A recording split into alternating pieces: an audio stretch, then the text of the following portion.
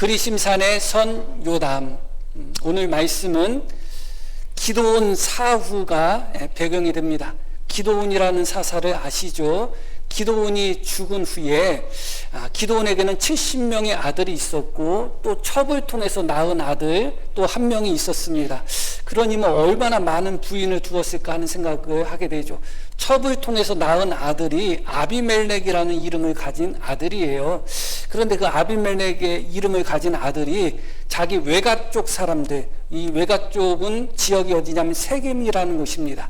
외가 쪽 사람들과 결탁을 해가지고 자기 이복 형제들, 아버지와 같은 형제들이죠. 전부 다 그 70명을 한 바위에서 다 죽입니다. 물론 막내 아들 요담은 생명을 건졌기 때문에 엄밀히 따지면 69명이겠죠. 그럼에도 불구하고 성경에서는 70명으로 이야기하고 있습니다. 너무너무 잔인하죠. 그렇게 자기 형제들 70명을 죽인 후에 그 아비멜렉이 왕으로 등극하는 장면부터 오늘 말씀이 시작이 되고 있습니다. 오늘 본문 말씀은 9장 전체 말씀이다. 그렇게 생각하시면 되겠습니다. 그러나 워낙 말씀이 길고 방대해서 마지막 절 2절만 읽었습니다. 9장 전체에서 가장 많이 나오는 단어가 있습니다. 어떤 단어가 가장 많이 나올까요? 아비멜렉이라는 단어가 가장 많이 나옵니다. 아비멜렉이라는 단어가 몇 번 나오느냐면 제가 찾았는데 37번이 나옵니다. 엄청 많이 나오죠. 성경 전체에 80번 정도 나오는데 9장에만 몇 번 나온다고요? 37번이 나와요. 그리고 또 가장 많이 나오는, 그 다음에 가장 많이 나오는 단어가 있습니다. 이것을 마치신 분에게 제가 삼겹살을 쏠게요. 어떤 단어가 가장 많이 나왔을까요? 네? 제가 잘못 들은 거 아니에요 혹시? 제가 오늘 새벽 설교가 입다가 헛소리 해가지고 하나님 앞에 입술을 잘못 열어서 잘못 서원함으로 말미암아 큰 봉변을 당한 말씀을 새벽에 설교했는데 설교는 하고 제 자신이 깨닫지 못한 것 같습니다. 괜한 소리를 해가지고 삼겹살을 대접하게 생겼습니다. 세겜이 맞아요. 근데 한 번에 그걸 맞히시면 어떻게 되는 거예요? 몇 번이 나오냐면 25번이 나와요. 성경 전체에서 세겜이라는 이름은 세겜이라는 지명과 이름이 있습니다. 그러니까 똑같은 단어인데 지명이 있고 이름이 있는데 지명으로서는 50번 정도가 안 나와요. 성경 전체에서 지명으로 단 50번 정도가 안 나오는데 9장에만 몇 번 나온다고요? 25번, 절반이 넘게 나와요. 너무 놀랍죠, 사실은. 그래서 이 9장 전체에는 이 세겜 사람들과 아비멜렉이 중심에 있다. 그렇게 생각하시고 말씀을 들으시면 되겠습니다. 먼저 이 세겜이라는 곳, 그 장소에 대해서 우리가 잠깐 살펴볼 필요가 있습니다. 아주 중요한 장소입니다.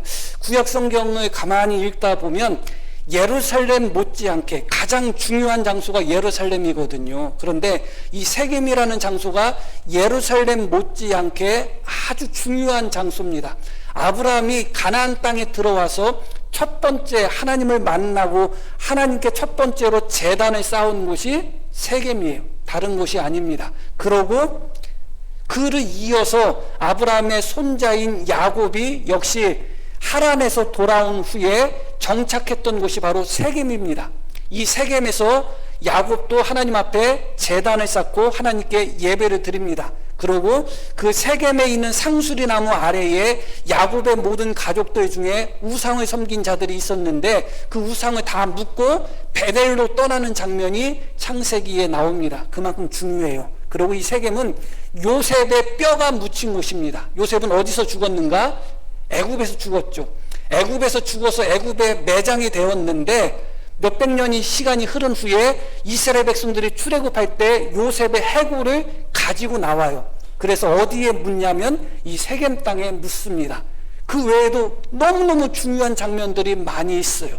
또 어떤 중요한 그런 사건들이 이 세겜에 있었느냐면 하나님께서 모세에게 가나안 땅에 들어간 후에 첫 번째 행할 것을 명하셨는데 그것이 무엇이냐면 그리심산에서 축복을 선포하고 에바의 산에서 저주를 선포하라고 하나님이 모세를 통해서 말씀하셨거든요. 모세는 가나안 땅에 들어가지 못했고 모세를 이어서 여호수아가 이스라엘 백성들을 가나안 땅에 가서 이 하나님의 명령대로 그리심산에 서고 에바의 산에 서서 그리심산에서 축복을 선포하고 에바의 산에서 저주를 선포했는데 바로 이 그리심산과 에바의 산이 있는 곳이 어디냐? 세겜이에요. 그리고 이 세겜은 도피성으로 선택된 곳이에요. 이스라엘 땅에 도피성들이 있었거든요. 그것은 뭐 잘못 실수로 사람을 죽인 자가 피하여 구원을 얻는 장소가 도피성인데 이 세겜이 바로 도피성이 있는 곳입니다. 그리고 자연스럽게 이 세겜은 도피성이기 때문에 레위 지파들에게 준 성읍이에요. 이런 여러 가지 의미들이 있습니다. 그래서 여호수아가 마지막에 죽기 전에 이스라엘 백성 전체를 모아서 그들과 언약을 세우는 장면이 여호수아 24장에 나옵니다. 그때 당시 하나님의 성소, 하나님의 성막이 어디에 있었느냐? 실로 땅에 있었습니다. 그러면 일반적으로 이스라엘 백성들과 언약을 맺을 것 같으면 자신이 죽기 전에 이스라엘 백성들이 하나님을 잘 섬겼으면 하는 마음으로 이스라엘 백성들과 언약을 맺고자 하는 마음이 있었다면 당연히 하나님의 성소가 있는 실로에서 이스라엘 백성들과 언약을 맺었어야 되죠. 그런데 놀랍게도 여호수아가 이스라엘 백성들을 다 어디로 집합시키느냐면 세겜으로 집합시킵니다. 세겜으로 집합시켜서 그들과 언약을 맺죠. 오늘 함께 우리가 읽으신 찬송이 그 말씀의 배경이 되는 찬송입니다. 여호수아가 세겜 땅에 이스라엘 백성들을 다 모으고 본인이 죽기 전에 그들에게 연설을 합니다. 하나님만, 오직 하나님만 섬겨야 된다. 하나님을 버리거나 하나님을 떠나거나 우상을 섬겨서는 안 된다는 것을 강력하게 주장합니다. 그러면서 이스라엘 백성들의 조상들이 원래 우상을 섬겼다는 것을 이야기합니다. 그리고 그 이스라엘 백성들이 애굽에 거할 때도 우상을 섬겼다는 것을 여호수아가 이야기합니다. 그러면서 여호수아가 그들에게 무엇이라고 이야기하냐면 오늘 너희가 섬길 자를 선택하라. 하나님을 섬기든지 아니면 너희 조상이 강 건너에서 섬겼던 우상을 섬기든지 너희가 섬길 자를 선택하라고 백성들에게 여호수아가 선포를 합니다. 그러면서 여호수아가 이야기하죠. 오직 나와 내 집은 여호와를 섬기겠다. 너희가 다 하나님을 버리고 하나님을 떠나고 우상을 섬긴다 할지라도 오직 나와 내 집은 여호와를 섬기겠다고 이야기합니다. 그때 이스라엘 백성들이 다 무엇이라고 이야기하냐면 우리도 하나님만 섬기겠습니다. 그렇게 다 약속을 해요. 그때 여호수아가 무엇이라고 이야기하냐면 너희는 하나님을 섬기지 못할 것이다. 하나님은 질투하는 하나님이신데 하나님을 잘 섬기면 좋지만 너희가 하나님을 섬기다가 하나님을 떠나고 하나님을 배반하면 하나님이 너희에게 복을 주셨다가도 재앙을 내리시고 형벌을 내리실 거기 때문에 너희는 하나님을 섬기지 못할 것이다. 여호수아가 그런 말을 합니다. 그때 이스라엘 백성들이 아닙니다. 우리는 하나님을 반드시 섬기겠습니다. 그렇게 약속을 하고 그곳에서 이스라엘 백성들이 하나님과 언약을 세웁니다. 그 말씀이 여호수아 24장 1절 말씀 보면 여호수아가 이스라엘 모든 지파를 세겜에 모으고 말씀드렸듯이 여호와의 성소는 실로에 있었는데 여호수아가 세겜으로 이스라엘 백성들을 모았다는 거예요. 이스라엘 장로들과 그들의 수령들과 재판장들과 관리들을 부르매 그들이 하나님 앞에 나와 선지라. 25절 보면 이렇게 나오죠. 그날에 여호수아가 세겜에서 백성과 더불어 언약을 맺고 그들을 위하여 율례와 법도를 제정하였더라. 백성과 더불어 어떻게 했다고 나와요? 언약을 맺었다. 바로 그 장소가 세겜입니다. 여호수아가 죽기 전에 이스라엘 백성들과 언약을 맺었던 곳, 여호수아와 이스라엘 백성들이 언약을 맺은 것이 아니라 하나님과 이스라엘 백성들이 언약을 맺은 겁니다. 하나님은 이스라엘 백성의 하나님이 되시기로 약속하시고 이스라엘 백성들은 오직 하나님만 섬기겠다고 바로 세겜 땅에서 언약을 맺은 것입니다. 더 구체적으로 말씀드리면 그 장소가 세겜에 있는 상수리 나무에서 맺었다. 그리고 그 상수리 나무 옆에 큰 돌을 세워서 그들이 하나님 앞에 언약을 맺은 것을 증거 삼았다. 그렇게 여호수아 24장에는 그런 말씀들이 전체적으로 나옵니다. 그런 후에 오늘 말씀이 시작이 되는데 9장의 말씀은 사실은 8장부터 시작이 되는 것입니다. 8장 33절 말씀 한번 보겠습니다. 기드온이 이미 죽음에 이스라엘 자손이 돌아서서 바알들을 따라가 음행하였으며 또 바알 브릿을 자기들의 신으로 삼았다. 여호수아와 언약을 맺은 게 그렇게 오래된 일이 아닙니다. 세겜의 땅에서 하나님과 맺은 장소, 언약을 맺은 장소가 세겜 땅인데 바로 그 세겜 사람들이 오늘 말씀의 배경이 되는 거예요. 그 세겜 사람들이 어떤 짓을 했냐? 기드온이 죽음에 이스라엘 자손이, 여기 이스라엘 자손 전체로 나오지만 중심에는 세겜이 있습니다. 오늘 말씀에 보면 돌아서서 바알들을 따라가 음행하였으며 또 바알 브릿을 자기들의 신으로 삼고 이스라엘 자손이 주위의 모든 원수들의 손에서 자기들을 건져내신 여호와 자기들의 하나님을 기억하지 아니했다. 특히 그 중심에 누가 있다고? 세겜 사람들이 있습니다. 세겜은 우리가 하나님만 섬기겠습니다 하고 언약했던 곳이고, 너희는 하나님을 섬기지 못할 거라고 했을 때 아닙니다, 우리는 정말로 하나님을 섬기겠습니다 하면서 언약을 세운 곳이 바로 세겜이죠. 다시 그 말씀을 보겠습니다. 33절 말씀 보면 기드온이 이미 죽음에 이스라엘 자손이 돌아서서 바알들을 따라가 음행하였으며 또 바알 브릿을 자기들의 신으로 삼았다. 바알 브릿이 나와요. 이 브릿이라는 것은 언약이라는 뜻이에요. 그럼 이 뜻이 뭐예요? 바알은 뭐 주인이라는 뜻인데 우상 바알을 이야기합니다. 그럼 그 뜻이 뭐냐면 언약의 바알이다, 그런 뜻이에요. 언약의 하나님, 하나님과 언약을 세웠고 그 하나님은 이스라엘 백성들에게 언약을 세우고 지금까지 지켜오셨습니다. 아브라함에게 세우신 언약을 이삭에게 세우시고 이삭에게 세운 언약을 야곱에게 세우고 수백 년이 흘렀지만서도 하나님은 이스라엘 백성과 세운 언약을 한 번도 어기신 적이 없어요. 언약의 하나님은 여호와 하나님이신데 이스라엘 백성들이 바알을 섬기면서 바알의 이름을 무엇이라 지었냐면 언약의 바알이다, 언약의 주이다, 그렇게 이름을 세웠습니다. 그리고 이 이름의 뜻에서 우리가 유추할 수 있는 건 뭐냐면 이스라엘 백성들이 누구와 언약을 세웠다는 거예요? 바알과 언약을 세웠다는 거예요. 그런데 이 바알 브릿 신전이 어디에 있느냐? 9장에 넘어가면 세겜 땅에 있어요. 세겜 땅은 여호와 하나님과 언약을 세운 땅인데 우리가 무슨 일이 있어도 하나님을 떠나지 않고 하나님을 섬기겠습니다, 그리고 약속하고 언약을 세웠던 그 장소.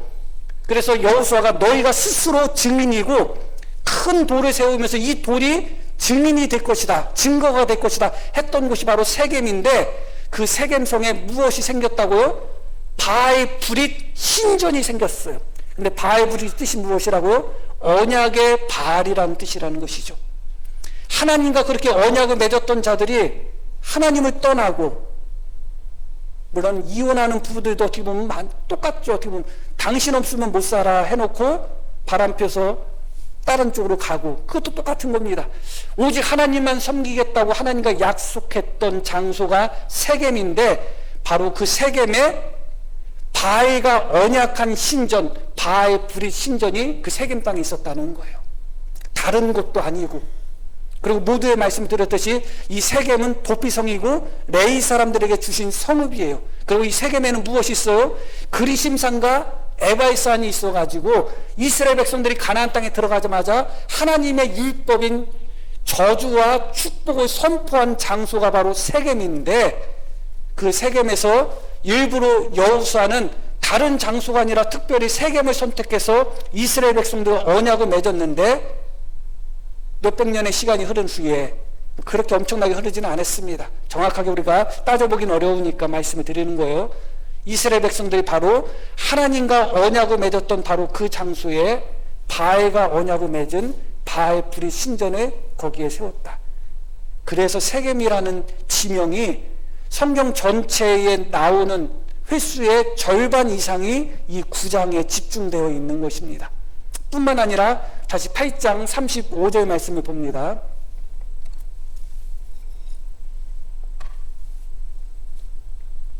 또 여룻발이라 하는 기드온이 이스라엘에 베푼 모든 은혜를 따라 그의 집을 후대하지도 아니하였더라 하면서 두 가지를 나란히 놓고 있습니다. 그 두 가지는 무엇이냐? 이스라엘 백성들이 언약의 하나님을 버리고 바알과 언약을 세운 것, 그래서 하나님을 기억하지 않고 하나님을 배반한 것. 또 하나는 뭐예요? 기드온이라는 용사가 생명 바쳐 이스라엘 민족을 구원했는데 기드온이 죽은 후에 이스라엘 백성들이 그 기드온을 그의 은혜에 따라서 그의 집을 대접하지 않고 배반했다는 것 두 가지입니다. 그러니까 한마디로 이야기하면 배반입니다. 반역. 하나님을 배반하고 기드온을 배반한 내용이 나란히 기록되어 있습니다. 33절부터 35절까지 나란히 기록되어 있다는 것이 중요한 문제입니다. 그런 후에 이제 오늘 우리가 함께 묵상할 말씀인 9장으로 넘어가게 됩니다. 어떤 사건이 벌어지는가? 기드온에게는 70명의 아들이 있었습니다.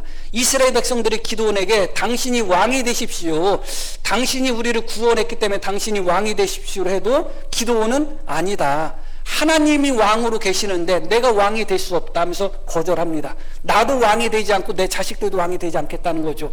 기드온에게 있어서는 70명의 아들이 있었습니다. 그러나 아버지 기드온뿐만 아니라 70명의 아들 그 누구도 왕이 될 마음이 하나도 없었어요.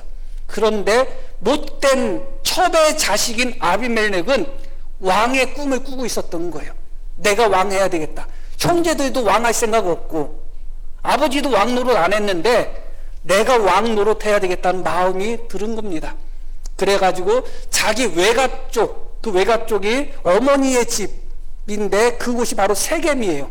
찾아가서 뭐라고 헛소문을 냈냐면 이제 기드온이 죽었는데 기드온에게는 70명의 아들이 있는데 70명의 아들들이 다 왕노릇하면 어떻게 하겠느냐, 내가 혼자 왕노릇하는 게 더 좋지 않겠냐, 그러고 나는 당신들하고 고륙 친척이다, 혈육이다, 피가 섞였지 않냐, 기왕이면 피가 섞인 내가 왕이 되는 것이 더 좋지 않겠냐 하니까 세겜성 사람들이 그렇다 하면서 이 아비멜렉을 도와서 무슨 짓을 하느냐면 기드온의 70명의 아들을 한 바위에서 다 죽여버립니다. 그러고 아비멜렉을 어디에서 왕으로 삼느냐면 세겜 상수리 나무 옆에서 왕으로 삼아요. 그런데 그 세겜 상수리 나무가 어떤 나무냐? 여호수아 24장에 여호수아가 이스라엘 백성과 언약을 맺은 장소가 세겜 상수리 나무예요. 그런데 그곳에서 아비멜렉을 세겜성 사람들이 왕으로 삼습니다. 그러고 그 옆에 세겜 상수리 나무 옆에 큰 기둥이 있었는데 돌비죠.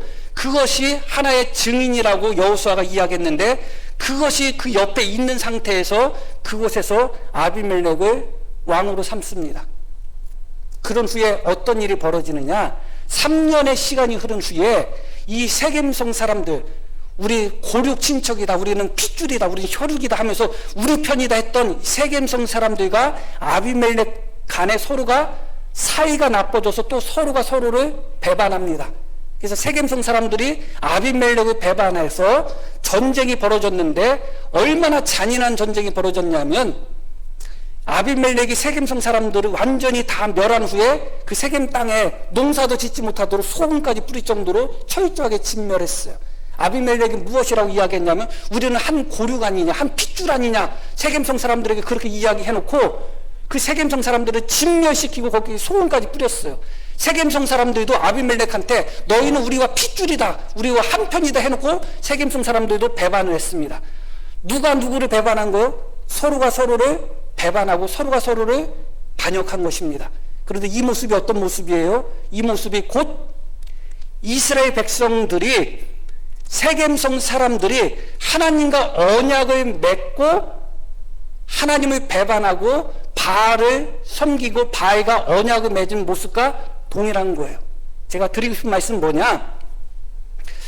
이 세겜성 사람들이 그곳에서 하나님과 언약을 맺었는데 여호와 하나님만 섬기겠다고 했던 자들이 하나님을 배반하고 바알을 섬긴 것입니다.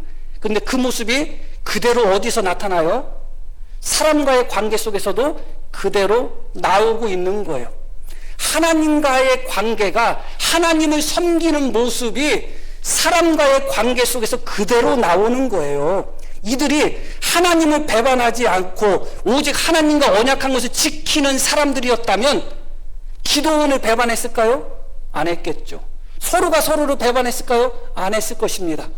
이들이 서로가 서로를 배반한다는 것은 결국 이들이 하나님을 어떻게 섬기는가를 반영하고 보여주는 것입니다. 다시 말씀드리면 사람에게 행하는 그 모습이 곧 하나님께 행하는 모습을 그대로 반영하고 있다. 하나님을 성실하게 진실하게 잘 섬기는 사람이 사람을 뒤통수 치고 사람을 배반하고 사람에게 못된 짓을 할 수 있을까요? 절대로 그렇게 못합니다. 하나님을 배반했던 이스라엘 백성, 세겜성 사람들은 하나님을 배반하는 그 모습이 그대로 사람과의 관계 속에서도 그대로 나타나고 있는 겁니다. 그리고 서로가 서로를 배반하고 있는 것이죠. 우리가 우리의 신앙을 확인하기 위해서 내가 지금 하나님을 어떻게 섬기고 있는가, 내가 사람을 어떻게 대하는가를 보시면 됩니다. 그게 내가 하나님을 대하는 자세예요. 사람을 아끼고 사람을 소중히 여기고 사랑하는 자는 하나님을 아끼고 하나님을 소중히 여깁니다. 사람들을 향하여 정직한 사람은 하나님을 향하여 정직합니다. 그럴 수밖에 없는 거예요. 하나님을 배반하는 자는 사람도 똑같이 배반합니다. 예수님을 믿는다고 하는 사람 중에 너무 쉽게 거짓을 행하고 너무 쉽게 배반하는 사람들이 있어요. 예수님을 믿는다고 하는데, 그러면서 그들은 예수님을 믿는다고 하죠. 그러나 저는 그렇게 보지 않습니다. 정말 하나님을 배반하지 않고 신실하게 섬기는 사람이 어떻게 사람을 배반할 수 있겠어요? 어떻게 사람의 뒤통수를 칠 수 있겠어요? 그 사람이 사람을 배반하고 사람의 뒤통수를 친다는 것은 이미 그 사람은 하나님을 이미 배반한 것이다. 그것은 같이 가는 겁니다. 하나님을 섬기는 것과 사람을 섬기는 것은 언제나 같이 갑니다. 하나님을 충성되게 섬기면서 사람에게 불충한다? 그럴 순 없어요. 그래서 한 사람에게 행하는 행동이 곧 내가 하나님을 섬기는 행동을 그대로 반영한다는 것을 기억할 필요가 있습니다. 하나님과 그렇게 굳은 맹세를 하고 언약을 세웠던 세겜성 사람들이 하나님과 세운 언약을 배반하고 바알과 언약을 세웁니다. 그런 모습 그대로 기도원에게 뭐라고 이야기했냐면, 당신이 우리에게 왕이 되십시오 했던 자들이 오히려 기도원의 첩의 아들과 서로 약속을 하고 기도원의 70명의 아들을 죽이는 데 있어서 협조를 해버리는 거예요. 그래놓고 나중에 시간이 흐른 후에 어떻게 해요? 자기들끼리 또 서로 배반하는 것입니다. 아비멜렉이 하나님 앞에 신실했을까요? 세겜성 사람들이 하나님 앞에 신실했을까요? 그들이 지금 배반하고 또 배반하고 서로가 서로에게 악행을 행하는 그 모습은 결국 그들이 지금 하나님을 어떻게 섬기고 있는가를 보여주고 있는 겁니다. 그 부분을 우리는 분명히 하셔야 되는 겁니다. 내가 하나님을 어떻게 섬기고 있는 건가? 한 사람을 어떻게 대하는가? 지극히 작은 소자 한 명을 어떻게 대하는가? 그 모습이 내가 하나님을 어떻게 섬기고 있는가를 보여주고 있는 것입니다. 근데 우리의 어리석은 뭐예요? 사람에게 함부로 해도 하나님을 잘 섬길 수 있다고 착각해버리는 거예요. 사람에게 함부로 하면서 사람을 배반하고 사람에게 악행을 저지르고 못된 짓을 하면서도 자기는 하나님을 잘 섬기고 있다고 착각하고 있는 겁니다. 그 모습이 우리가 하나님을 섬기는 모습을 그대로 반영하고 있다는 것입니다. 더 중요한 것은 무엇이냐? 하나님께서 우리를 섬기도록 요구하시는 그런 말씀들이 많습니다. 우리가 하나님을 섬길 때 하나님이 우리에게 요구하시는 것이 많아요. 마음을 다하고 뜻을 다해서 하나님을 섬겨라. 신령과 진정으로 섬겨라. 정직하게 섬겨라. 하나님을 사랑하라. 그런 또 하나님을 향하여 신실하라. 정직하라. 그렇게 하나님이 우리에게 요구하시는 것들이 많습니다. 그런데 하나님이 당신을 섬기는 데 있어서 우리에게 요구하시는 것은 사람과의 관계 속에서도 그대로 요구하신다는 것을 기억하셔야 돼요. 하나님이 우리에게 너는 하나님을 사랑해 그렇게 말씀하셨다면 하나님만 사랑하라는 것이 아니에요. 사람과의 관계 속에서도 똑같이 사랑하라는 거예요. 너는 하나님을 향하여 진실해야 돼 하면 하나님만 향해서 진실하라는 말씀이 아니에요. 사람과의 관계 속에서도 똑같이 진실하라는 거예요. 하나님이 요구하시는 것은 거의 99%가 사람과의 관계 속에서 우리에게 똑같이 하나님이 요구하고 계신다. 그러면 하나님께는 충성하면서 사람에게는 불충한다? 그럴 순 없잖아요. 하나님이 당신에게 충성을 요구하신다면 사람과의 관계 속에서도 하나님은 충성을 요구하시는 겁니다. 배반을 요구하지 않으시는 것이죠. 그 말씀이 여호수아 다시 24장 말씀 보면 이렇게 나옵니다. 여호수아가 이스라엘 백성들에게 하는 말이에요. 그러므로 이제는 여호와를 경외하며 온전함과 진실함으로 그를 섬기라. 하나님은 어떻게 섬기라고 이야기해요? 온전함 또한 진실함으로 하나님을 섬기라고 이야기하죠. 그리고 오늘 본문 말씀 우리가 읽지는 않았지만 요담이 세겜성 사람들에게 저주하는 장면이 나오거든요. 그 장면 속에서 요담이 무엇이라고 이야기하는지 본문 말씀으로 돌아갑니다. 56절 말고 사사기 9장 16절. 자, 이제 너희가 아비멜렉을 세워 왕으로 삼았으니 너희가 행한 것이 과연 진실하고 의로우냐? 이것이 여룻바알가 그의 집을 선대함이냐? 이것이 그의 손이 행한 대로 그에게 보답함이냐? 지금 여룻바알은 기드온이거든요. 기드온의 70명의 아들을 죽인 행동, 그 행동이 진실하고 의로운 행동이냐?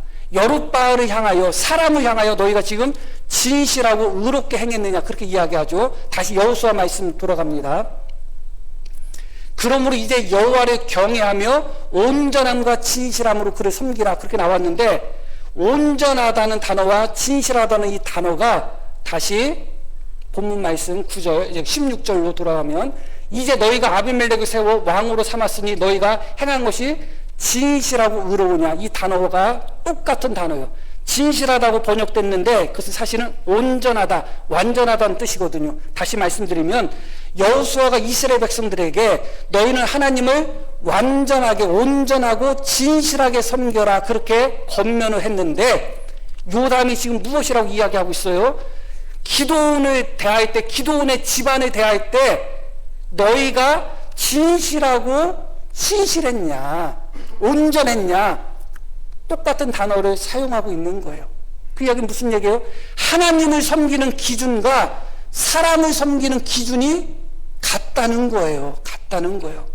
하나님은 온전하게 섬기고 신실하게 섬기지만 사람과의 관계 속에서는 내가 이익이 되면 가까이 하고 나한테 도움이 될 것 같으면 잘하고 그렇지 않으면 배반하고 그렇지 않다는 겁니다. 하나님 앞에서도 성경은 온전함과 진실함을 요구하고 있고 사람과의 관계 속에서 똑같은 기준을 요구하고 있어요. 똑같이 온전함과 진실함을 요구하고 있습니다. 번역은 다르지만 같은 단어인 거예요. 너무 놀라운 거예요. 저도 이 말씀을 묵상하면서 이미 어떻게 보면 알고 있는 진리였음에도 불구하고 내가 너무 무지했다 하는 생각을 했습니다. 이 말씀을 묵상하면서 한 사람을 어떻게 대하는가가 곧 하나님을 대하는 것이구나를 깨닫게 되었습니다. 하나님을 섬기는 자세와 사람을 섬기고 사람을 대하는 자세가 다르지 않다는 것을 깨달았습니다. 하나님 앞에 진실해야 된다면 똑같이 사람 앞에서도 진실해야 된다는 것, 하나님을 온전하게 섬겨야 된다면 똑같이 사람들 관계 속에서도 온전함을 나타내야 된다는 것. 하나님은 다른 잣대로 심판하지 않습니다. 하나님을 섬기는 잣대가 따로 있고 사람을 섬기는 잣대가 따로 있지 않습니다. 너희는 나를 온전하게 진실하게 섬겨야 된다. 더불어서 너희는 서로가 서로를 향하여 온전하고 진실해야 된다고 하나님은 말씀하는 거예요. 하나님을 향해서는 온전하지만 너희끼리는 편의에 따라서 때로는 뒤통수 치던 이익에 따라서 때로는 이렇게 하든 저렇게 하든 너희 마음대로 해도 돼? 그렇지 않다는 겁니다. 하나님을 섬기는 기준과 사람을 섬기는 기준이 너무 같다. 너무 같다. 그런데도 우리는 하나님을 향하여 우리가 갖고 있는 마음과 사람을 향하여 갖고 있는 마음이 너무 다른 거예요. 너무 다른 거예요. 하나님 잘 믿어야지 하는 마음이 사람을 잘 섬겨야지 하는 마음으로 이어지지 않습니다. 그러나 다시 정리 말씀을 드리면 결국은 하나님을 섬기는 우리의 모습이 사람과의 관계 속에서 어떻게 된다고요? 그대로 나타나게 되어 있습니다. 반영되게 되어 있죠. 하나님을 정직하게 섬기는 사람, 사람과의 관계도 정직하게 이어갑니다.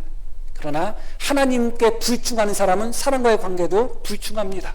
그런데 우리는 사람과의 관계 속에서 불충하고 진실하지 않고 그렇게 살면서도 마치 내가 하나님을 정직하고 진실하게 신실하게 섬기는 것처럼 스스로 내 자신에게 체면을 걸고 착각을 하는 그런 모습 속에 우리가 살아가고 있는 것입니다.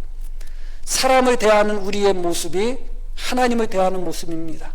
한 사람을 대하는 우리의 모습이 한 분 하나님을 대하는 우리의 모습을 그대로 나타내고 있다는 것을 다시 한번 기억할 필요가 있습니다. 이렇게 이스라엘 백성들이, 특히 세겜성 사람들이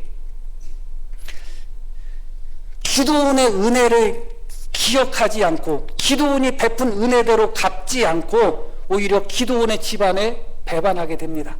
그래서 어떻게 했다고요?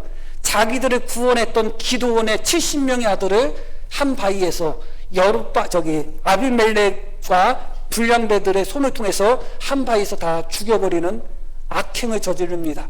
그런 후에 아비멜렉을 왕으로 삼습니다. 그때 당시에 왕이 없던 시대예요. 왕이 왜 없던 시대냐? 하나님이 왕이시기 때문에 왕이 없던 시대예요. 그런데 세겜성 사람들은 인간 왕을 세운 겁니다. 거기에 대해서 이 요담이 그리심산에 올라가서 세겜성 사람들에게 저주를 선포하는데 하나의 우화를 가지고 저주를 선포합니다. 나무 우화예요. 나무 우화. 어떤 내용이냐? 나무들이 자기들 위에 왕을 삼고 싶은 겁니다. 사람이 있음에도, 사람 왕이 있는데도 자기들을 돌보고 또 자기들을 또 기르는 그런 사람이 있음에도 불구하고 나무들이 스스로 왕을 삼으려고 하는 거예요. 마치 이스라엘 백성들이 하나님이 왕임에도 불구하고 인간 왕을 삼으려고 한 것처럼. 그래가지고 왕의 후보를 이렇게 알아보는데 감람나무나 포도나무나 무화과 나무는 너무너무 좋은 나무들이거든요. 이 좋은 나무들에게 가서 나무들에게 왕 노릇해, 우리 나무에 왕 노릇해 했더니 이 좋은 나무 세 개가 다 거절하는 겁니다. 내가 어찌 하나님을 버리고 내가 어찌 사람을 기쁘게 하는 것을 버리고 너희 위에 우쭐대고 너희 위에 요동하겠냐. 나 왕 안 하겠다. 자격 있는 나무 세 개는 왕을 안 하겠다는 거예요. 그러니까 왕은 세우고 싶어. 왕은 세우고 싶은데 세울 만한 사람은 왕을 안 하겠대. 그래서 무엇에게 찾아갔냐면 가시나무에게 찾아간 거예요. 가시나무에게 찾아가서 네가 왕해 했더니 가시나무가 알았다고, 내가 왕 노릇하겠다고 하면서 가시나무가 뭐라고 하냐면 내 그늘 아래 니네 다 피해야 된다고. 가시나무 그늘 밑에 들어가면 어떻게 되는 거예요? 가시에 찔기밖에 더 해요. 그런데 이 가시나무가 그러는 거예요. 내가 알았다고, 내가 왕 노릇하겠다고, 내 가시 밑으로 다 들어와야 된다고. 만약에 너희가 내 가시 밑으로, 내 그늘 아래 들어오지 않으면 너희를 다 불태워버리겠다고 합니다. 이게 요담이 한 우화예요. 무엇을 보여주느냐? 이스라엘 백성은 그만큼 하나님만 아니면 된다는 거예요. 가시나무와 조차도 왕으로 삼을 정도로 여호와께서 왕이심에도 불구하고 하나님을 배반하는 그런 모습을 보이는 거예요. 그런 과정 속에서 가시나무와 같은 아비멜렉을 왕을 세우는 과정 속에서 기드온이라는 생명을 바쳐서 이스라엘 민족을 구원했던 기드온 집안, 기드온의 70명의 아들을 다 죽여버리는 반역을 한 겁니다. 다시 말씀드리면 이 요담의 우화는 이스라엘 백성들이 왕이신 하나님을 버린 것과 기드온이 생명을 바쳐 그들을 구원했던 은혜를 배반한 세겜성 사람들을 책망하고 저주하는 우화예요. 그런데 어디서 그것이 선포되었는가? 7절 말씀 보겠습니다.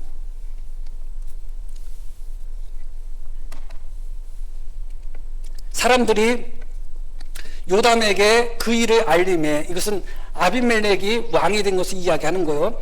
요담이 그리심산 꼭대기로 가서 서서 그의 목소리를 높여 그들에게 외쳐 이르되 세겜 사람들아 내 말을 들으라. 그리하여 하나님이 너희의 말을 들으시리라. 참 이상한 말을 해요. 두 가지를 생각해 볼 필요가 있습니다. 요담이 산에 왜 올라갔는가? 저주를 선언하기 위해 올라갔어요. 그런데 어떤 산에 올라갔다고요? 그리심산. 그리심산이 어떤 산이에요? 축복의 산이에요. 산이 세겜 사이에 두 개의 산이 있어요. 나란히 두 개가 있어요. 가운데 세겜 있고 양옆에 에바의 산이 있고 그리심 산이 있어요. 그런데 에바의 산은 저주의 산이에요. 그리심 산은 축복의 산이에요. 하나님의 축복을 선포한 산이에요. 그런데 요담이 지금 저주하기 위하여 어디로 올라갔다고요? 저주의 산인 에바의 산에 올라가지 않고 축복의 산인 그리심 산에 올라간 거예요. 왜 그랬을까? 왜 그리심 산에 서서 요담이 저주를 선포했을까? 저주를 선포하기 위해서는 저주가 선포된 저주의 산인 에바의 산으로 올라가면 더 좋지 않았을까? 그 생각을 하게 되죠. 다시 또 7절 말씀 봅니다. 또 한 가지 우리가 생각할 부분이 있어요. 사람들이 요담에게 그 일을 알리며 요담이 그리심산 꼭대기로 가서 서서 그의 목소리를 높여 그들에게 외쳐 이르되 세겜 사람들아 내 말을 들으라. 그리하여야 하나님이 너희의 말을 들으시리라. 이건 또 무슨 말이에요? 내 말을 들어야지 하나님이 너희 말을 들을 것이다. 이 두 가지를 생각하시고 결론적인 말씀을 들으셔야 돼요. 왜 저주의 산인 에바의 산을 두고 축복의 산인 그리심 산으로 올라가서 저주를 선포했을까? 그리고 저주를 선포하면서 세겜성 사람들에게 내 말, 인간 요담의 말을 들어야지 하나님이 너희에게 응답하실 것이다. 왜 그런 말을 했을까? 너무너무 교만해 보이잖아요. 너무너무 이해가 안 가는 부분이잖아요. 자, 오늘 봉독한 말씀으로 넘어가겠습니다. 아비멜렉이 그의 형제 70명을 죽여 자기 아버지에게 행한 악행을 하나님이 이같이 갚으셨고 또 세겜 사람들의 모든 악행을 하나님이 그들의 머리에 갚으셨으니 여룻바알의 아들 요담의 저주가 그들에게 응하니라. 요담의 저주가 그대로 응했는데 그것을 응하게 하신 분이 누구라고요?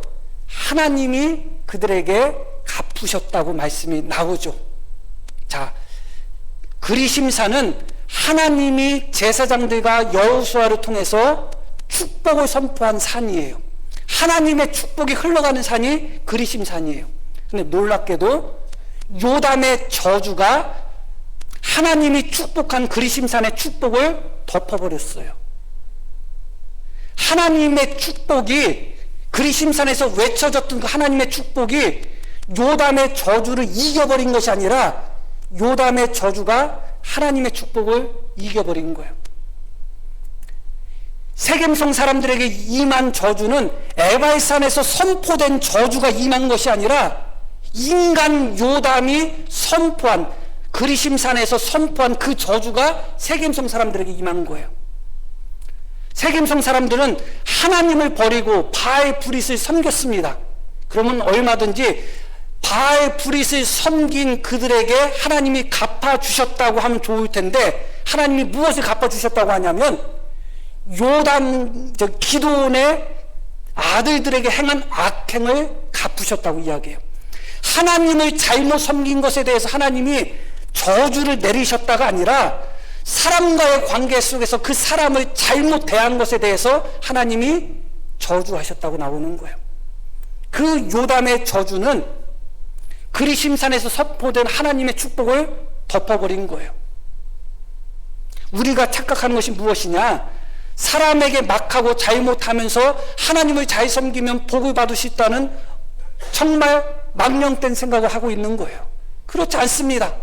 하나님의 축복이 인간관계 속에서 잘못 살고 잘못된 인간관계 속에서 저주의 요건을 쌓은 상태에서 하나님을 잘 섬기면 복 받지? 그렇지 않아요. 아무리 그리심산이라 할지라도 그리심산에서 축복이 요담의 저주로 말미암아 묻혀져 버린 것입니다. 이 한 가지 사실을 기억하셔야 됩니다. 하나님은 당신에게 잘못한 자들을 징계하십니다. 그러나 똑같은 기준으로 사람과의 관계 속에서 악행을 범하거나 똑같은 잘못을 범한 자에게 똑같은 기준으로 갚아주시는 것입니다. 그래서 요담이 이야기하는 겁니다. 내 말을 들어야지 하나님이 너희 말을 들을 것이다. 요담의 저주처럼 하나님이 요담의 저주대로 이스라엘 백성들에게 갚아주셨다고 말씀하고 있는 것이죠. 이 모든 말씀을 우리가 다시 한번 기억하며 하나님을 섬기는 것과 사람을 섬기는 것이 다르지 않다. 하나님을 섬기는 그 기준과 사람을 섬기는 그 기준이 다르지 않다. 사람을 섬기고 사람과의 관계 속에서 내가 어떻게 하는 것이 곧 하나님과 관계 속에서 내가 어떻게 하는 것이다. 그리고 하나님은 당신에게 잘못한 자를 갚아주실 뿐만 아니라 사람과의 관계 속에서 잘못한 자도 똑같은 기준으로 갚아주신다는 겁니다. 심지어 하나님이 선포하신 복의 산인 그리심산도 요담의 저주로 말미암아 저주의 산으로 바뀔 수 있다는 것을 언제나 기억하셔야 됩니다. 그렇기 때문에 하나님과 화평을 누리시고 서로 간에 화평을 누리셔야 됩니다. 그리고 아무리 별거 아닌 사람처럼 보인다 할지라도 그 사람을 대하는 내 자세가 하나님을 대하는 내 자세입니다. 나보다 우스워 보인다고 해서 까이보고 무시한다? 그 사람은 하나님이 무엇을 주시면 하나님을 잘 섬기고 그렇지 않으면 하나님을 무시하고 까이볼 사람인 겁니다. 하나님을 섬기는 것이 무엇인지, 서로가 서로를 향하여 섬기는 것이 무엇인지 다시 한번 기억하며 우리가 정말 하나님 앞에서도 또 사람 앞에서도 칭찬받으시는 우리 모두가 되기를 다시 한번 소망합니다. 우리에게 들으신 말씀 기억하며 함께 기도하시겠습니다.